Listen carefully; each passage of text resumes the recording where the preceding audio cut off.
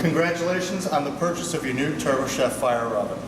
The oven is just about ready to use out of the box, but there's a couple things you need to know in order to get started. First, the oven weighs about 75 pounds and can be a little awkward, so make sure that you have two people to be able to put that on the counter. Secondly, this oven is intended to have circulation all the way around it, so make sure that you have ample space around the oven. The next thing we need to do is place the oven handles on the door. In your box, you should find a plate, a handle, a set of screws, and then there's two screws on both sides of the glass. We're going to remove those so that we can then put those back in to affix the plate to the door.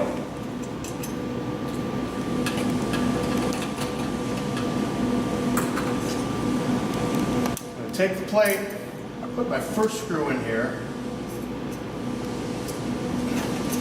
get that started.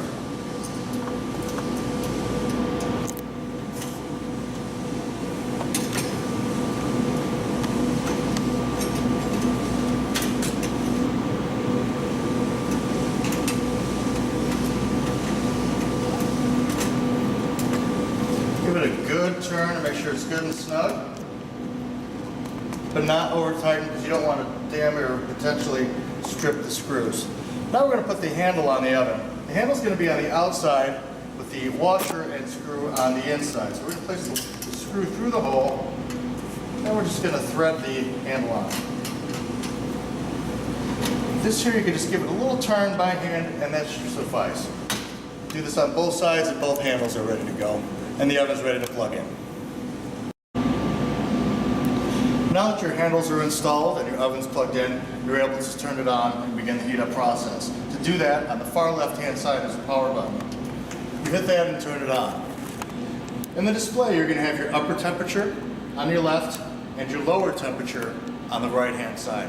These are both configurable from 32 degrees Fahrenheit to 842 Fahrenheit or 0 to 450 degrees Celsius. Now, one thing to know, there's no refrigeration component, so if you set it to 32 degrees, it's only going to be as ambient temperature. To adjust these, there's a temperature icon on the far right-hand side.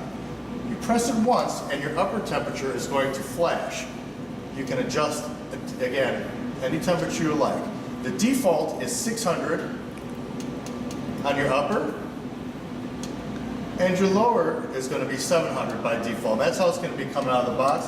And that number is basically there to cook most products. That'll do a thin crust or a supreme pizza traditional crust. And your time range is somewhere in about 2 minutes for that. Now, the bottom 6 buttons here are our timers. Each one of these are pre-configured, but can also be adjusted to your taste and needs. To adjust the time, you press and hold. The number will come up and flash. You adjust it up or down using the arrow keys. And two ways you can do this. You can either press and hold for 2 seconds to save, or let it time out by just leaving it there, and 5 seconds later it'll save. You do that for each one of your buttons.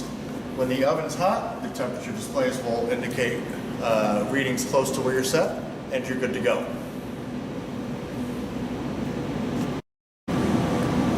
In addition to the time and temperature controls that we talked about on the last segment, there's also what's called the admin parameters that you can access via remote password. Now to do that, you're going to press the numbers 2 and 3 simultaneously.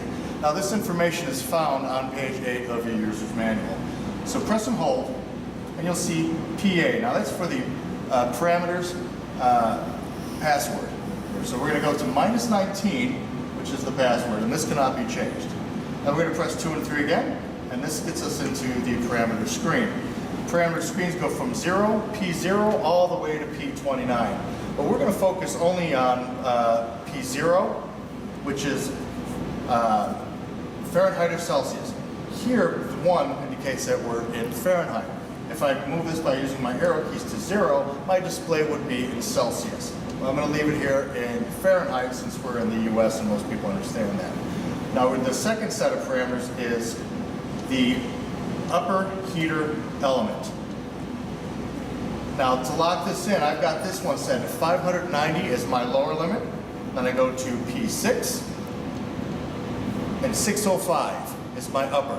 That means that when I get out of this area, Anybody trying to adjust this area here can only move it from the parameters I just set, and only within that temperature zone. So in effect, locking it in.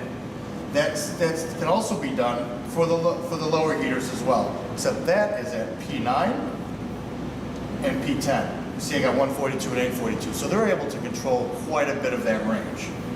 The next thing we're going to want to worry about is P14, which is my timers beginning here. 14, 15, 16, 17, 18, and 19. I can adjust those here and lock them in, so regardless of what happens, power failure or whatnot, these all start over and they're going to be what I set them to be. And if I want them all to be 95, because that's the only pizza I'm going to have, then it's going to work just great and they're all going to be 95. Okay? Generally speaking, that's all you're going to really need to deal with. There are some other things you might want to do, which is minimum amount of time and maximum amount of time that you could program. That is your P20 and 21. Right now the defaults are that you can go from 0 seconds all the way up to 1999, but that's 33 minutes and that's going to be pretty tough. So you might want to lower those down to a usable range. Okay? Then once you got everything adjusted and saved, to save it, you just hit the power off button and you'll see you have all these 8s come up on the screen. And saving. Now you turn the oven back on. Now like we said, we adjusted the one setting here. If I go to my top, I can only go down to 590. It's my lower limit. And 605. It won't allow me to go anything like that. So those temperatures are effectively locked in. And generally speaking, that's the maximum program you'll ever have to do for the fire.